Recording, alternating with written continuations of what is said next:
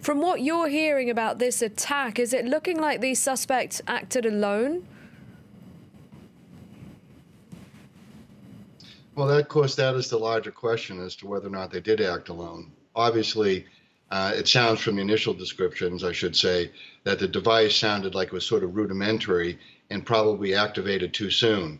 I would say this, though, based on what we've heard so far, is that the timing of this explosion and the location were exquisite if you're looking at it from a terrorist point of view.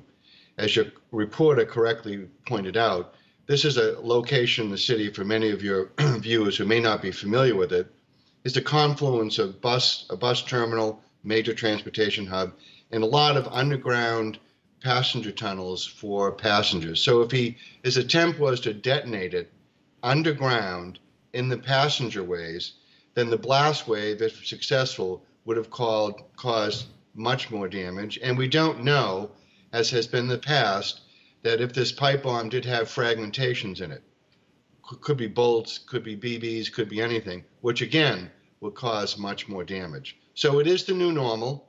We can't prevent these attacks from taking place, but it is a place in the city that is very well patrolled.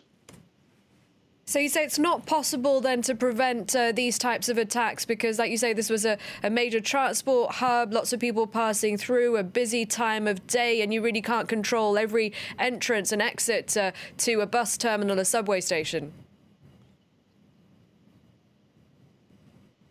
That is absolutely true. When we go and investigate this matter and we re-engineer going backwards and we find out more about this person, he has been in this country for a period of time.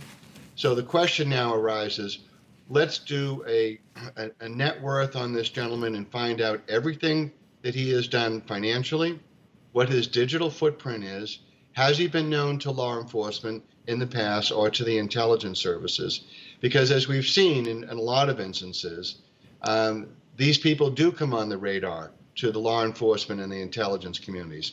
So there is a real learning curve here. If he was known and nothing happened, then the larger question is, well, why? Did we have him under surveillance? Did we have him forensically identified? So these are big questions that always arise after an incident takes place. But make no mistake about it, it's not defeatist when I say that we can't prevent all these these episodes from taking place. We do a very good job at preventing most of them. The bad guys only have to be right once. Law enforcement and the intelligence communities have to be correct 100% of the time, which is a very high bar. Now, what do you make of what's happening in Washington with Donald Trump and his stance? He's seeking to close the borders to people from certain countries. Now, like you say, we understand that the suspect had been inside the U.S. for a little while. But is the attitude, the stance being taken in Washington at the White House helping the security forces do their job, or is it counterproductive? Well, now we're morphing into sort of the political realm, and I dare say I don't like to venture into that, but I would say this. Rhetoric doesn't help. When you use phrases that distinguish and call people from Muslim countries potential terrorists, it does inflame those who seek to damage the United States. From a political perspective, and I suppose from the Trump administration, that feeds into the 38% that's continued to support the president despite all his rhetoric that seems to be anti-immigrant and anti-Muslim. I would think the better position to take during this holiday season is to embrace the fact that the United States does welcome visitors from foreign countries. We are a melting pot. We are all made up of our ancestors as immigrants.